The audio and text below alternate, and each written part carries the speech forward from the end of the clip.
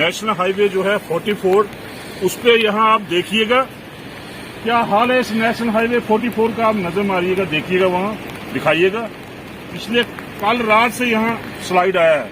ये स्लाइड यूं नहीं आया है, अगर थोड़ी सी बारिश पड़ती है तो यहाँ स्लाइड आ जाता है। इसका मायने ये है कि ये जितना भी ये कटिंग हुई है यहाँ पे सारी की सारी, ये अनसाइंटिफिक है। और ये गैमन कंपनी और जो कॉन्ट्रैक्टर आगे लगाए हैं, उन्होंने अनसाइंटिफिक तरीके से कटिंग करके पूरे पहाड़ को काट डाला है। और जब बारिश, थोड़ी सी बारिश गिरती है, अब रात को बारिश हुई, अभी भी बारिश गिर रही है, थोड़ी थोड़ी बारिश गिर रही है, उसके बावजूद ये पूरा का पूरा स्लाइड नीचे आ चुका है। आप दिखाइए, पूरा स्लाइड है। अभी यहाँ मशीनें लगी हुई हैं, दो साइड, उस साइड से एक, इस साइड से। कई घंटों से मशीनें लगी, अभी खुल नहीं पाया। ये मैं कहना चाहता हूँ कि कितना परेशानी की समस्या यहाँ पे लोगों को हो रही है। यहाँ से पैदल चलना मुश्किल हो रहा है। किसी को पैदल चल के, अगर किसी कॉलेज स्टूडेंट को और किसी वर्कर को या किसी मरीज को पैदल कर पार करना हो, पैदल नहीं हो पाता है। गाड़ी तो दूर रही, पैदल नहीं हो पाता है। अगर यहाँ कॉलेज के स्टूडेंट जो हैं वो कॉलेज नहीं जा पाए, और जो दूसरे मरीज हैं वो क्रॉस नहीं हो पा रहे हैं। यहाँ गाड़ियां फंसी हुई हैं और कोई इसकी ओर ध्यान नहीं दे रहा। एडमिनिस्ट्रेशन रामबन ने तो इसको छोड़ ही दिया है। देखिए, ऐसा नहीं है, इसको टेरेसिस में ठीक किया जा सकता था। जब ये कटिंग हुई, जब ये स्लाइड आई, उसके बाद 2-3 बार उन्होंने टेरेसिस में इसको ठीक किया। आज क्या वजह है कि इसको यूं ही छोड़ दिया है। जब भी ऊपर से पस्सी आती है, इसको हटाते हैं, उसके बाद फिर पस्सी आती है और फिर हटाना पड़ता है। तो मैं कहना चाहता हूं एलजी से, लेफ्टिनेंट गवर्नर से कहना चाहता हूं कि ये जो लैंडस्लाइड है, ये जो लैंडस्लाइड चंद्रकोट से लेकर रामबन तक, खासकर ये जो कैफेटेरिया मोड़ की लैंडस्लाइड है, ये बुरी तरह से इसने प्रभावित किया है रामबन के लोगों को, बनाल के लोगों को, इवन की जम्मू एंड कश्मीर के लोगों को, और इवन सभी पूरे हिंदुस्तान के लोगों को। कि जब भी ये थोड़ी बारिश होती, पस्सी आ जाती है। अब देखिएगा, इसमें ट्रांसपेरेंसी कटिंग में नहीं रही, इसमें करप्शन इन्वॉल्व हुई है।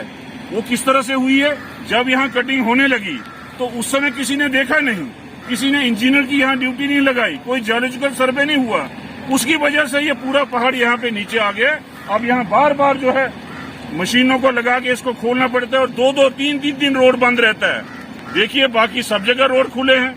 यहाँ से जम्मू, इसके आगे जम्मू चंद्रकोट रोड खुला है, लेकिन ये बंद है।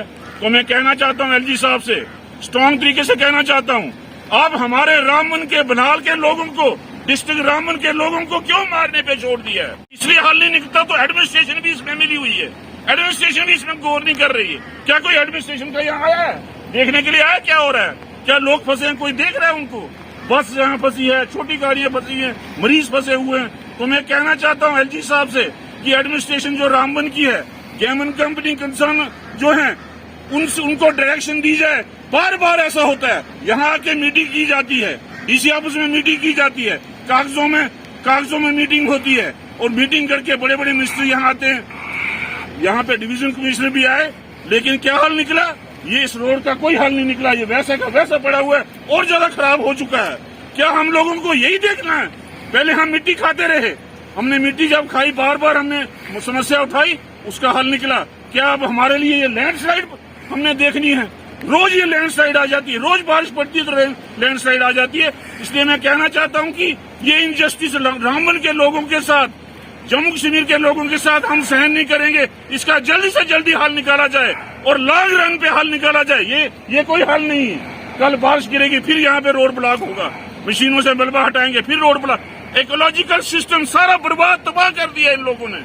जितनी भी ये कंपनियां यहाँ, जितने भी लोग करोड़ों अरबों रुपए कमा रहे हैं यहाँ से, क्या इतना थोड़ा सा पैसा लगा के इसको ठीक नहीं किया जा सकता?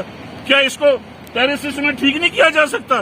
क्या यहाँ से कोई ऐसी कमेटी बना के इंजीनियर की, वो इसको ठीक नहीं कर सकती? इसको टेरेसिस में काटा नहीं जा सकता?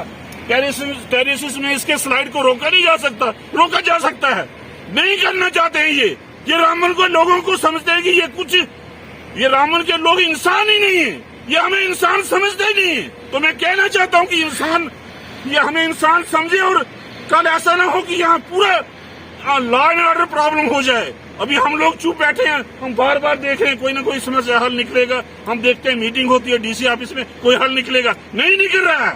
बार बार हम देखे जा रहे, बार बार पत्थर खाए जा रहे।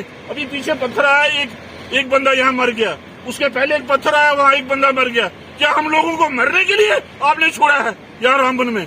तो मैं एलजी साहब से फिर दोबारा कहना चाहता हूँ, एलजी साहब जरा रामबन की एडमिनिस्ट्रेशन को लगाम दे के जरा इनको पूछिए क्यों हमारे साथ इनजस्टिस किया जा रहा है, इनको जरा पूछिएगा ये बात को।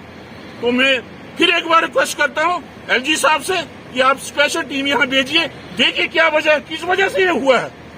कोई छानबीन तो करें, क्यों नहीं कर रहे हैं छानबीन? ये क्या वजह है? कौन इन्वॉल्व है इसमें? जो इन्वॉल्व है वो सामने लाइए उनको। क्यों बार बार यहाँ पहाड़ियां गिर रही है? क्यों ये रामबन टाउन को बर्बाद करके रख दिया है? शुक्रिया, जय हिंद।